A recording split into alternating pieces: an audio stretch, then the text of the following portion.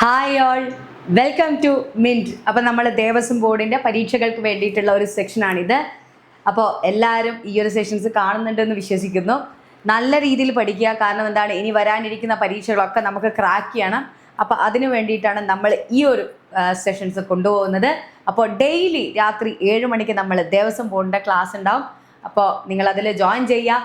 എന്തെങ്കിലും ഡൗട്ട്സോ കാര്യങ്ങളോ ഉണ്ടെങ്കിൽ കമൻറ്റ് ബോക്സിൽ മെൻഷൻ ചെയ്യുക. അപ്പോൾ എന്താണ്, എന്തെങ്കിലും മനസ്സിലാവാത്തതുണ്ടെങ്കിൽ അതും നിങ്ങൾക്ക് അതിൽ മെൻഷൻ ചെയ്യാം. അല്ലെങ്കിൽ ഏതെങ്കിലും ഒരു കാര്യം റിപ്പീറ്റ് ചെയ്തിട്ട് അറിയണം എന്നുണ്ടെങ്കിൽ അതും നിങ്ങൾക്ക് മെൻഷൻ ചെയ്യാവുന്നതാണ്.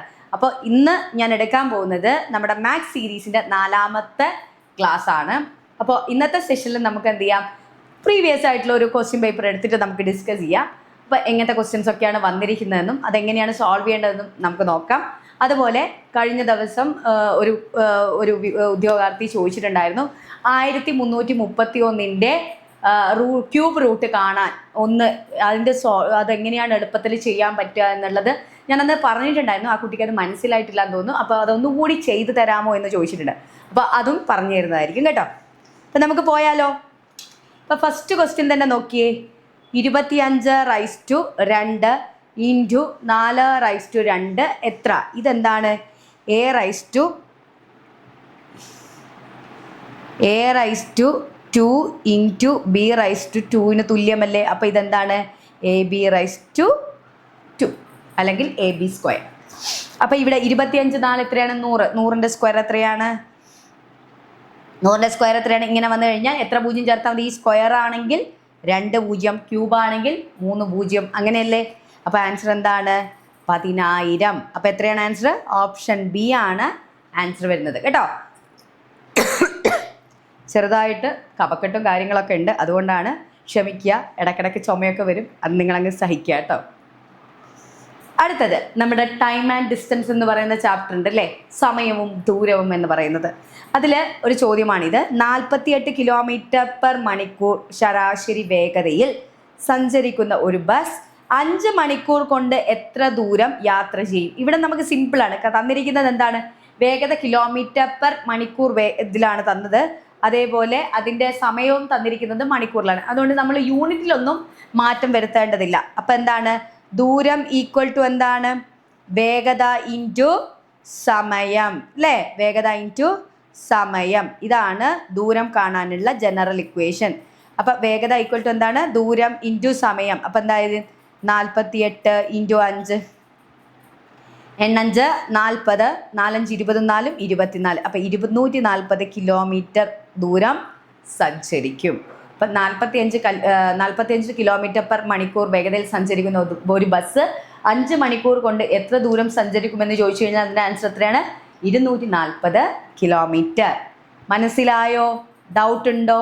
ഉണ്ടെങ്കിൽ നിങ്ങൾ കമൻറ്റ് ബോക്സിൽ ഒന്ന് മെൻഷൻ ചെയ്യുക. അപ്പം ഇവിടെ നമ്മൾ എന്താണ് പഠിക്കേണ്ടത്?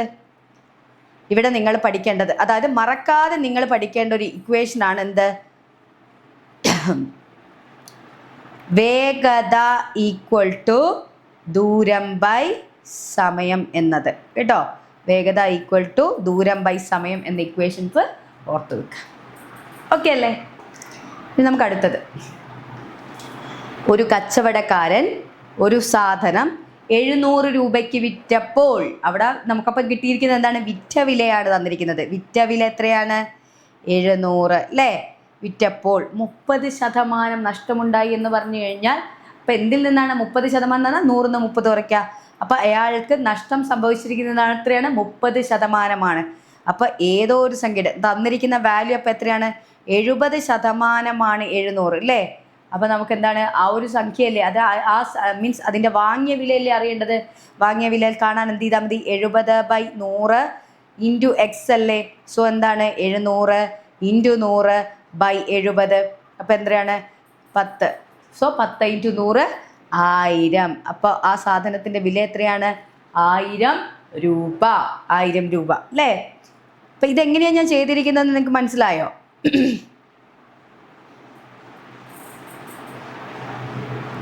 ഒരു സാധനം, ഒരു കച്ചവടക്കാരൻ ഒരു സാധനം വിറ്റപ്പോൾ 700 രൂപയ്ക്ക് വിറ്റപ്പോൾ അയാൾക്ക് 30% നഷ്ടം ഉണ്ടായെന്ന് പറഞ്ഞാൽ എത്രയാണെന്ന് അയാൾക്ക് അറിയില്ല. മീൻസ് ഏതോ ഒരു സംഖ്യയുടെ 70% എന്ന് പറയുന്നതാണ് 700. അപ്പോൾ ആ സംഖ്യയാണ് അറിയേണ്ടത്. അപ്പോൾ എന്ത് ചെയ്യുക? 700 ഇൻറ്റു 100 ഡിവൈഡ് ബൈ 70. 70 700 എത്ര പ്രാവശ്യം? 10. 10 ഇൻറ്റു 100 1000. സിമ്പിളല്ലേ അല്ലേ?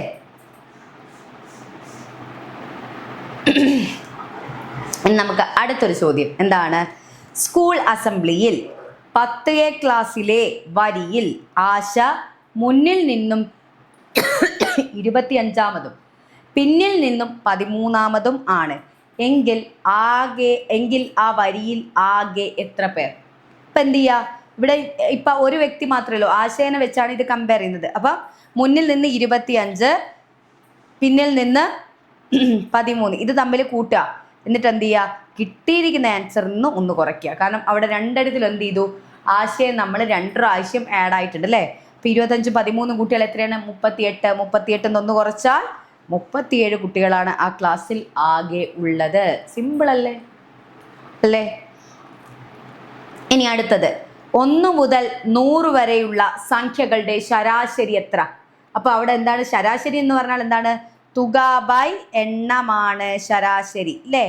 ഇപ്പം നമ്മൾ ആദ്യം എന്ത് കാണണം? തുക കാണണം. 1 മുതൽ 100 വരെയുള്ള സംഖ്യകളുടെ എണ്ണൽ സംഖ്യകളുടെ തുക കാണണം. അപ്പം എത്രയാണ്? 1 മുതൽ 100 വരെയുള്ള എണ്ണൽ സംഖ്യകളുടെ തുക കാണാൻ എന്ത് ചെയ്താൽ മതി?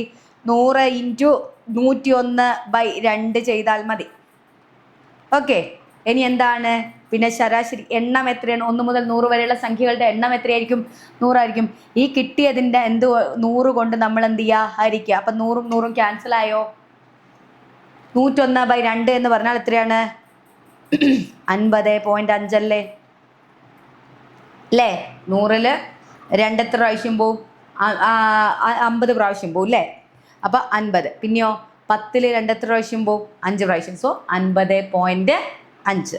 അപ്പോൾ ആൻസർ എന്താണ്? ഓപ്ഷൻ ഡി ആണ് ഇതിൻ്റെ ആൻസർ വരുന്നത്. അടുത്ത നോക്കിയേ 57. ഇവിടെ നോക്കിയേ, നമുക്ക് എന്താണ് കാണേണ്ടത്? ഭിന്നസംഖ്യ. ഒറ്റ ഭിന്നസംഖ്യയാണ്. അതിൻ്റെ അംശത്തിലാണ് സംഖ്യകളുള്ളത് അല്ലേ? 57 + 61 + 65 + 69 + 73 + 77. നമുക്ക് നോക്കാം. 57, 61, 65, 69, 73, 77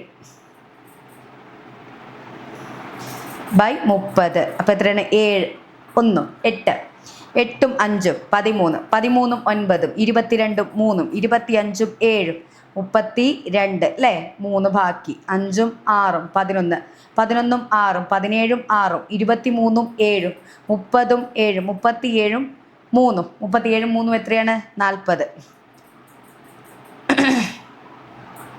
ചെയ്തതിൽ തെറ്റിപ്പോയോ? നോക്കാം. അപ്പം 402 3ൽ കോമൺ ആയിട്ട് പോകും അല്ലേ? അപ്പോൾ 1 10ൽ എത്രയാണ്? 3, 12ൽ 4. അപ്പം എന്താണ്? 13.4. സിമ്പിൾ അല്ലേ? അപ്പോൾ എന്താണ് ആൻസർ? ഓപ്ഷൻ എ ആണ് റൈറ്റ് ആൻസർ. അപ്പം നിങ്ങൾ എന്ത് ചെയ്യുക? കുറേ, അതായത് നിങ്ങൾക്ക് മനസ്സിൽ തോന്നുന്ന സംഖ്യകൾ തമ്മിൽ എന്ത് ചെയ്യുക? കൂട്ടുകയും കുറയ്ക്കുകയും ഒക്കെ ചെയ്യുക. അതെങ്ങനെ വെട്ടി അങ്ങനെ പ്രാക്ടീസ് ചെയ്തുകൊണ്ടേ ഇരുന്ന് കഴിഞ്ഞാൽ നിങ്ങൾക്ക് അഡീഷനും സബ്ട്രാക്ഷനും അതുപോലെ ഡിവിഷനും മൾട്ടിപ്ലിക്കേഷനും ഒക്കെ നിങ്ങൾക്ക് പെട്ടെന്ന് നമ്മുടെ മൈൻഡിൽ അതിൻ്റെ കാൽക്കുലേഷൻ വരും. അപ്പോൾ അതിന് നമ്മൾ എന്ത് ചെയ്യണം? ഡെയിലി പ്രാക്ടീസ് ചെയ്യണം. അപ്പം നിങ്ങളത് ചെയ്യാൻ മറക്കരുത്. അപ്പോൾ ഇപ്പം നമുക്കറിയാം മാത്സൊക്കെ എന്താണ്? നമുക്ക് ഒരു സിലബസ് ജസ്റ്റ് ഫോളോ ചെയ്താൽ മാത്രം മതി. ആ മുഴുവൻ മാർക്ക് നമുക്ക് സ്കോർ ചെയ്യാൻ പറ്റും. അപ്പം അതിനെന്ത് ചെയ്യുക? അത് അത്യാവശ്യം മനസ്സിലാക്കി തന്നെ പഠിക്കുക. ഒരിക്കലും വായിച്ച് പഠിക്കരുത്. മാത്സ് എഴുതി പ്രാക്ടീസ് ചെയ്ത് പഠിച്ചു കഴിഞ്ഞാൽ മാത്രമേ നമുക്കത് കിട്ടൂ കേട്ടോ. അടുത്തത് ബോർഡ് മാസ് പ്രകാരം. അപ്പം 3 ഇൻറ്റു 25 മൈനസ് 32/4 പ്ലസ് 10 മൈനസ് 18 ഈ രീതിയിലാണല്ലോ. അപ്പം 32/4 എന്ന് പറഞ്ഞാൽ എന്തായി? അത് 8 ആണ് അല്ലേ? 25 3 എത്രയാണ്? 75 മൈനസ് 8 പ്ലസ് 10 മൈനസ് 18. നോക്കിയേ, ഇപ്പം എന്താണ്? 18ഉം 8ഉം 26, 75ഉം 10ഉം 85 എത്ര കുറയ്ക്കണം? 26 കുറയ്ക്കണം. അപ്പം എത്രയാണ്? 59. 85 26 തമ്മിൽ ഡിഫറൻസ് 59 അല്ലേ? സോ ആൻസർ എന്താണ്? ഓപ്ഷൻ എ ആണ്. വീണ്ടും ഇതാ ടൈം ആൻഡ് ഡിസ്റ്റൻസ് റിലേറ്റ് ചെയ്തിട്ട് അതിൽ ട്രെയിനിൻ്റെ 225 മീറ്റർ നീളമുള്ള ഒരു തീവണ്ടി മണിക്കൂറിൽ 54 കിലോമീറ്റർ വേഗത്തിൽ സഞ്ചരിക്കുമ്പോൾ പാതവക്കിലെ ഒരു പോസ്റ്റിനെ തരണം ചെയ്യാൻ എത്ര സമയമെടുക്കും? ഇപ്പം പാതവക്കിലൊരു പോസ്റ്റ്, അതായത് നേരെ നിൽക്കുന്ന ഒരു പോസ്റ്റ് ആണെങ്കിൽ അതിൻ്റെ നീളം നമ്മൾ കൺസിഡർ ചെയ്യേണ്ട. ഒരു മനുഷ്യനാണെങ്കിൽ അതിൻ്റെ നീളം കൺസിഡർ ചെയ്യേണ്ട. പക്ഷേ ഈ സാധനം കിടത്തിയാണ് വെച്ചതെങ്കിൽ ഇതിൻ്റെ നീളം നമ്മൾ കൺസിഡർ ചെയ്യണം. ആ ഒരു കാര്യം നിങ്ങൾ ഓർത്തിരിക്കണം കേട്ടോ. ഇപ്പം എന്താണ് 225 മീറ്റർ നീളമുള്ള തീവണ്ടി. അപ്പം തീവണ്ടിയുടെ നീളമാണ് ഇവിടെ നമ്മൾ എന്തായിട്ട് കണക്കാക്കുന്നത്? ദൂരമായിട്ട് കണക്കാക്കുന്നത്. ഇനിയോ പിന്നെ തീവണ്ടിയുടെ വേഗത എത്രയാണ്? 64 km/h. അപ്പം കാരണം ഇത് മീറ്ററിലാണ്. അപ്പം ഈ km/h നമ്മൾ എന്തിലേക്ക് മാറ്റണം? മീറ്റർ/സെക്കൻഡ്സിലേക്ക് മാറ്റണം. അപ്പം എന്തുകൊണ്ട് മൾട്ടിപ്ലൈ ചെയ്യണം? 5/18 കൊണ്ട് മൾട്ടിപ്ലൈ ചെയ്യണം. എന്താണ് നമുക്ക് കാണേണ്ടത്? സമയമാണ് കാണേണ്ടത് അല്ലേ? 18 3 54. അപ്പം എന്താണ് 3 × 15 3 × 5 15. സോ 225 നമ്മൾ എന്ത് ചെയ്യുക? 15 കൊണ്ട് ഹരിക്കുക. 225 15 കൊണ്ട് ഹരിച്ചു കഴിഞ്ഞാൽ കിട്ടുന്നതാണ് എന്ത്? നമുക്ക് കിട്ടുന്ന സമയം എന്ന് പറയുന്നത്. സമയം എന്ന് പറഞ്ഞാൽ എന്താണ്? ദൂരം ബൈ വേഗത. അപ്പം 225 15 കൊണ്ട് ഹരിച്ചാൽ എത്രയാണ്? 15. ആൻസർ എന്താണ്? 15 സെക്കൻഡ്. ഓപ്ഷൻ ഡി ആണ് റൈറ്റ് ആൻസർ. അടുത്ത നോക്കിയേ, നമ്മുടെ ശരാശരി എന്ന് പറയുന്ന ചാപ്റ്ററിൽ നിന്നാണ് ഈ ഒരു ക്വസ്റ്റ്യൻ വന്നിരിക്കുന്നത്. ഒരു ക്ലാസ്സിലെ 11 കുട്ടികളുടെ ശരാശരി 11 കുട്ടികളുടെ ഭാരങ്ങളുടെ ശരാശരി 43 കിലോഗ്രാം ആണ്. 40 കിലോഗ്രാം ഭാരമുള്ള ഒരു കുട്ടി കൂടി ഇതിലേക്ക് ചേർത്താൽ ശരാശരി ഭാരം എത്ര? അപ്പം ഇവിടെ ആദ്യം എന്താണ്? ഒരു ക്ലാസ്സിൽ 11 കുട്ടികളുണ്ട്. അവരുടെ ശരാശരിയും തന്നു കഴിഞ്ഞാൽ അവരുടെ എന്ത് കിട്ടും? ആകെ ഭാരം കിട്ടും അല്ലേ? 11 × 43 എത്രയാണ്? 473 ഭാരമാണ് അല്ലേ? 473 കിലോഗ്രാം ഭാരമാണ് ഈ 11 കുട്ടികളുടെ ആകെ ഭാരം എന്ന് പറയുന്നത്. ഇനിയോ ഇതിലേക്ക് എന്ത് ചെയ്തു? 40 കിലോഗ്രാം ഭാരമുള്ള ഒരു കുട്ടി കൂടി ചേർത്താൽ അപ്പം ഈ 473 കൂടെ എന്ത് ചെയ്യണം? 40 ആഡ് ചെയ്യണം. അപ്പം എത്രയായി? 513. ഇനി അതിനെന്തുകൊണ്ട് ഹരിക്കണം? 513. ഇപ്പം 11 കുട്ടികൾ ഒരു കുട്ടി കൂടി കൂടുകയല്ലേ ചെയ്തത്? അപ്പം ഈ 513 നമ്മൾ എന്തുകൊണ്ട് ഹരിക്കണം? 12 കൊണ്ട് ഹരിക്കണം.